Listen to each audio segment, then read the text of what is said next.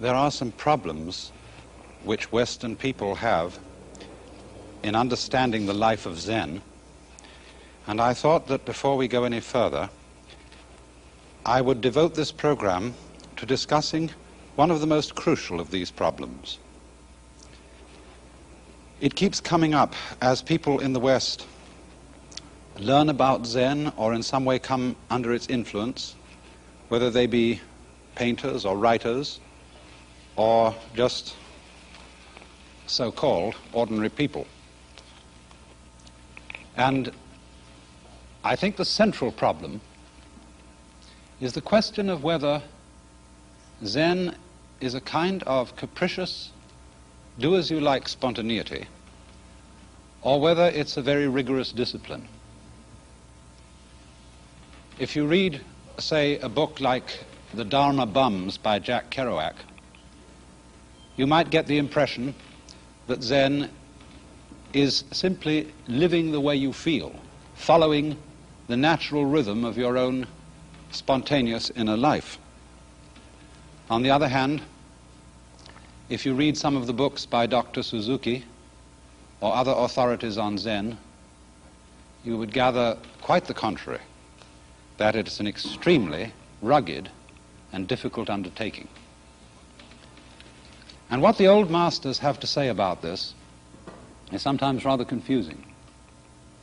For example, the old Chinese master Lin Chi has this to say: in Buddhism, there is no place for using effort. Just be ordinary and nothing special. Move your bowels, pass water. When you're hungry, eat. When you're tired, go and lie down. The ignorant will laugh at me, but the wise will understand. And then another old master, Matsu, says, in the way, that is the Tao, there is nothing to discipline oneself in. If there were, the completion of such discipline would be the destruction of the Tao. On the other hand, if there is no discipline at all, one remains an ignoramus. So they seem to say, no, it isn't a discipline, and yet, yes, it is.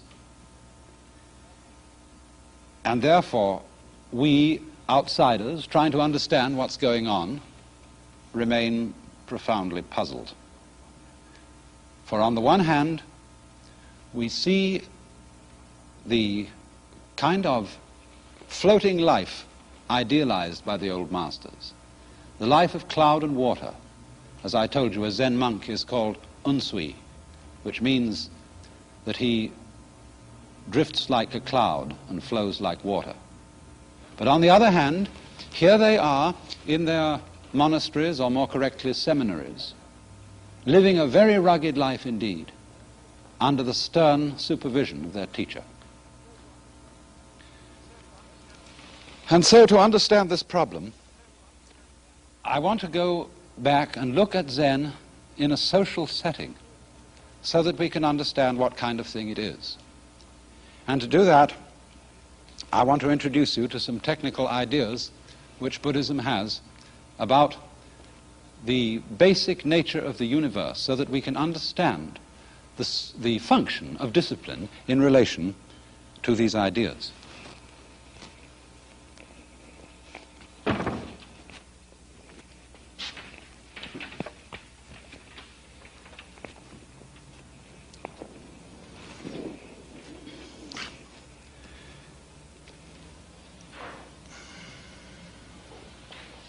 Now, there is a special word which designates the fundamental Buddhist idea of the character of the universe in which we live. And this Sanskrit word is the Dharma Dhatu. The word Dharma has many meanings in Sanskrit. Sometimes it's doctrine, sometimes it's method, but here I would say it means something like function. And Dhatu means realm or world. So this is the doctrine of the whole functioning of the universe. And it gives us a picture of a universe which is completely relativistic. What does that mean? If you stand on the earth, it seems to you that the moon is moving. If you stand on the moon, it seems that the earth is moving. And there's a Zen poem which says, "Empty-handed I go, and yet a spade is in my hand. I walk on foot, and yet I'm riding the back of an ox. When I cross the river, the bridge flows, and the water is still." In other words, I don't know what an empty hand is, except in relation to a hand with something in it. I don't know what it is to walk on foot, unless it's in relation to some other kind of transportation, such as riding. And I don't notice motion, unless it's a relationship between something that's still and something that's moving. And so where you've got an idea of the universe in which everything is relative to everything else, you have, as it were, a scheme of interconnections between innumerable points, reminiscent of a spider's web with dew on it, or the image of Indra's net, which is a tremendous collection of jewels, all linked together in such a way that each jewel contains the reflection of all the other jewels. And in this sense, then, Buddhist doctrine is saying that our universe is so interconnected in all its parts that one part of it, so-called, can exist only in relation to all the others. All motion, too, is in relation to all other motion. So that there is, it works, as we would say in physical theory, as a field of forces. There is no separate center in which any motion or activity originates. All activity that occurs at any spot, as it were, originates over the whole system. And this is another meaning of the Taoist idea of Wu Wei. You remember this term, Wu, not Wei, acting or striving. The deeper meaning of this idea is that nothing acts of itself. There is, as it were, no such thing as an agent. For action is the nature of the whole thing, and it, as it were, appears in one place in relation to stillness in another, and so on. Now, when you have a highly relative system of this nature, if you want to introduce into it some kind of order, as we want to introduce order into society, we can't base a social order on a completely relative conception of the world. Because in order to have cosmos instead of chaos, you've got to have some standards. But since these standards don't exactly exist in the universe, we invent them. And therefore our social life depends, as it were, on practicing certain deceptions. The Western philosopher Weihinger invented the term, the philosophy of as if. And all social order and communication depends upon certain deceptions being practiced. And I would say these deceptions are as follows. The first deception is that there are things. That is to say, that these vortices or nexuses in the total pattern of the universe are real and separate from each other and can be treated as such. In other words, to describe, to talk about the world, we have to break it down into various different units. Just in the same way, if you're going to eat a chicken, you have to chop it up in sections, and it's easier to eat that way. But the cut-up fryer doesn't come out of the egg. It isn't found in nature. Nor do you find eggs where there are no chickens. Nor do you find chickens where there is no environment suitable to them, and so on. So the pretense that things are separable from each other is necessary in order to think and talk about them. The next thing we have to pretend is that there are agents.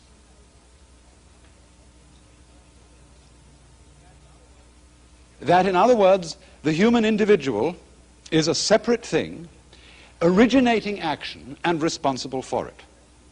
But in this conception of the completely relative universe, action does not originate at any particular spot. It's a property of the whole field, as it were, focusing action at these spots. But for purposes of social intercourse, we have to pretend that we are individual agents from whom action comes. And this pretense is enhanced by the third thing, the rewards and punishments.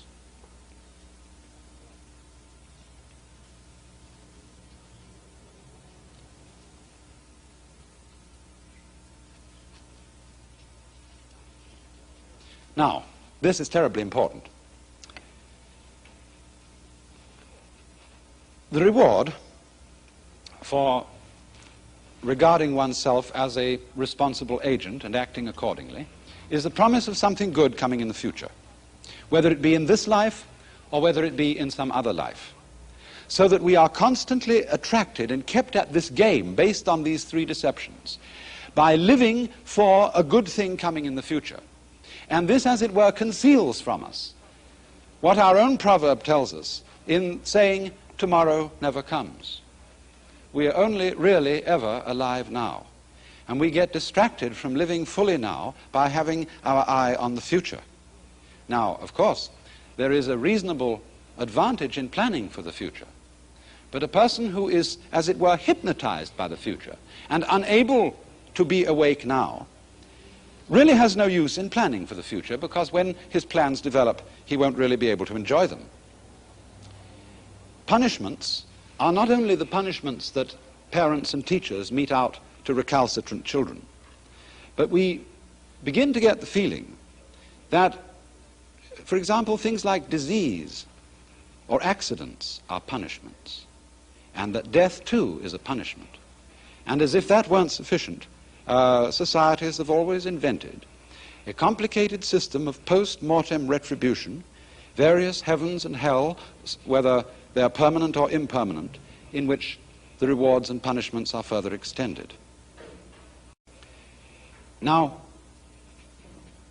this system of deceptions, we could say creative deceptions, I don't want the word deception to have a bad flavor, is inculcated into us in childhood in every culture in the world. And it leaves a permanent mark on us. The mark being that we come to believe that these three things are real. Having accomplished the job of creating a social discipline and of getting human beings to step the right paces, to dance, as it were, to the tune played by the piper. Having done that, they are burned into us. And so we come to feel that we really are separate things, that we are agents and sources of action, that we are actually responsible for what we do, that there is that ego thing inside us, which is the initiator, the doer, the will behind all action. And so we also come to believe in these various rewards and punishments, whether it be the Christian system of heaven and hell, or whether it be the Hindu-Buddhist system of transmigration or reincarnation, living life after life after life, inheriting in each following life the karma or destiny which we prepared for ourselves in the preceding one. And this is very convenient, because then there is no, as it were, way of escaping the police. There are celestial police as well as terrestrial police, and by this we are kept in order. But you see, this stratagem of these social deceptions is really like a raft that we use to cross a river. When we have in young people inculcated the order to go on being taken in by these deceptions is like picking up the raft when you've crossed to the opposite bank and carrying it with you, and it becomes a burden. And so what Zen is basically is a way of freeing human beings from those deceptions, returning them to the vision of the world in its complete relativity. Now, the training which one goes through with a Zen teacher, shall we say, lifts these deceptions off one's mind. Now, you might say, I can understand intellectually, I can understand the idea that I only seem to be an agent, a source of action, and that things only seem to be separate from each other, but are actually interconnected. But does this make me feel any different inside? And you might say, well, no, I don't think it really does. To understand it fully, I would like to change the way I feel. But here comes the crucial point in the understanding of Zen. On the one hand, if you set out to change the way you feel, that might be called a discipline. On the other hand, if you decide simply to accept the way you feel and not try to change your inner feelings at all, that might be called letting things alone. But here's the point. If you have understood clearly that you as a separate will or a separate ego are a fiction, then on the one hand, you can't change it, and on the other hand, you can't do nothing about it, because there is no agent, no separate doer, either to do something about it or to do nothing about it. And so, this situation seems, as it were, paralyzing. If you can't do, and if you can't don't, what's going to happen? But the point of this is that that paralysis is a realization of the unreality of the individual agent. So what happens? From this point,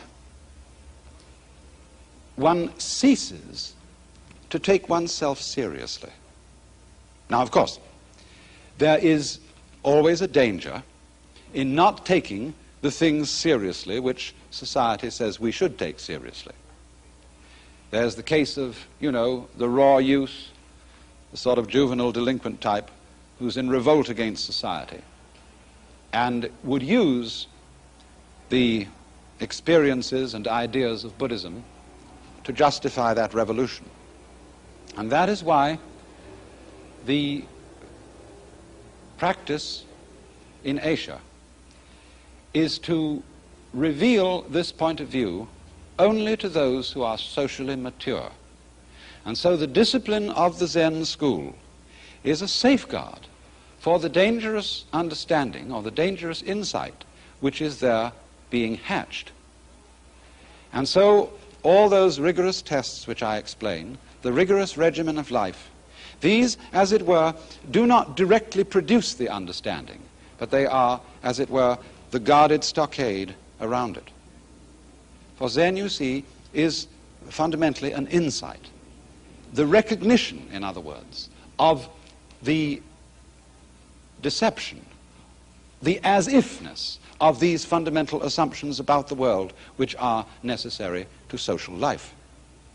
But then, when you don't take them seriously anymore, when you don't take your own separate existence seriously anymore, then you have, as it were, been inwardly relieved of the burden of this feeling of responsibility which society inculcates. And so you might say that the object of Zen is not to obliterate the order of society or to get rid of its conventions, but to take them lightly, to treat the conventional unconventionally. And this is reflected in the art of Zen, as where you see this Zen monk, the Chinese Han Shan, treated like a kind of clown. Or, again, in such a painting as this, which shows the great master Hakuin, a Japanese master of the 17th century. This was painted by one of his students, and Hakuin himself wrote a poem above it. And here is the man, you see, who doesn't take himself seriously. It says, "In the assembly of 1,000 Buddhas, the one disliked by 1,000 Buddhas. In the company of a multitude of demonic spirits, the one hated by all the demonic spirits. Such an ugly, shabby, dim-sighted, bald-headed one that he is. As he is portrayed here, his ugliness is all the more aggravated indeed." Or again, art treated artlessly in this vase of flowers by the modern Chinese painter Bai Shi, a great master of the craft of painting, but here painting almost as naively as a child, for this is artless art. Or again, the sacred treated in a secular way, as in this painting by Sengai, another 17th century Japanese master, of the three sages, Buddha in the center, Lao Tzu to the left, and Confucius to the right. You see, they're treated in this slightly humorous vein that doesn't take them quite seriously. Now, in order to understand the real element of discipline in Buddhism, Western students often get phased or muddled by a kind of what I would call mysterious East department, a projection of too much excellence on something foreign that is not familiar to us. And this occurs particularly among people who think of Buddhist practices as producing all kinds of fantastically miraculous and psychic powers, and who think that if they go to Japan to study Zen, they're going to come back converted from human beings into supermen. Of course, in popular superstition in Asia itself, Buddhism is sometimes regarded in this way. But really, it's a very natural thing, and we shouldn't be taken in by that. And when we see works of art such as this, we sometimes have difficulty in judging what kind of excellence is in them, what difference there is between formal art on the one hand and Zen art on the other, because we are so with these productions, we belong to a foreign culture. Now let's take an example of a certain piece of calligraphy. I'm showing you now an informal piece of Zen calligraphy by a very great Chinese master. We, of course, can't read it. It doesn't mean anything to us, and therefore it seems to be nothing more than just lines on paper, rather interestingly and dynamically drawn. But now this might be compared with another piece of calligraphy, which I'm showing you here. This, like the one done by the Chinese master, is also written by someone to whom the written forms have been familiar all his life. He's practiced them again and again and again, and he's written them in the same kind of cursive, running, informal style. But you see, here it is.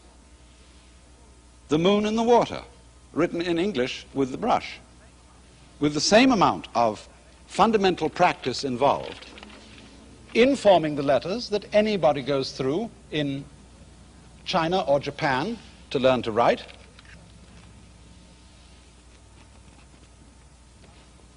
But the style is the same informality, showing the dynamics of the brush.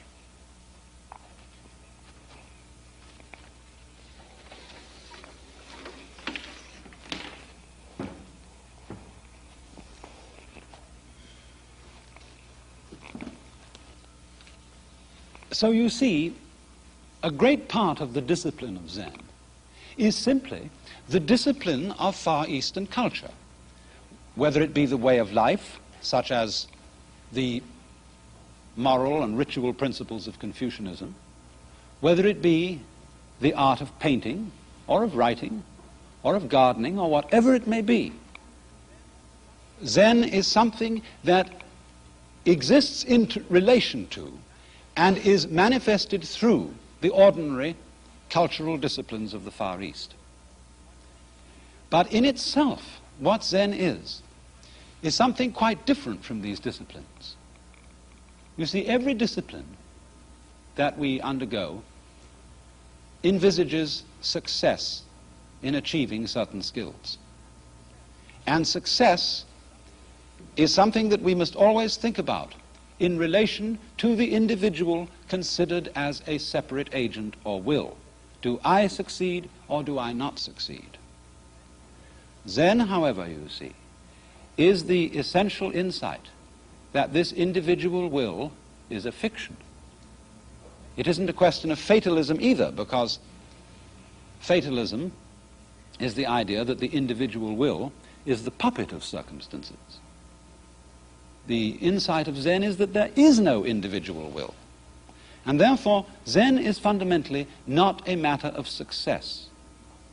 It's outside the range of failure and success, and therefore outside the range of discipline or no discipline. You know, one of the best books about Zen that's been written is called Zen in the Art of Archery by a German professor. And it describes there a man who was so proficient in archery through the study of Zen that he could hit the bullseye in the dark. But a friend of mine, the composer John Cage, was recently traveling in Japan. And a Japanese said to him, you know, something needs to be added to that book. We have a very, very highly regarded Zen archery master in Japan today, and he can't even hit the bullseye in broad daylight.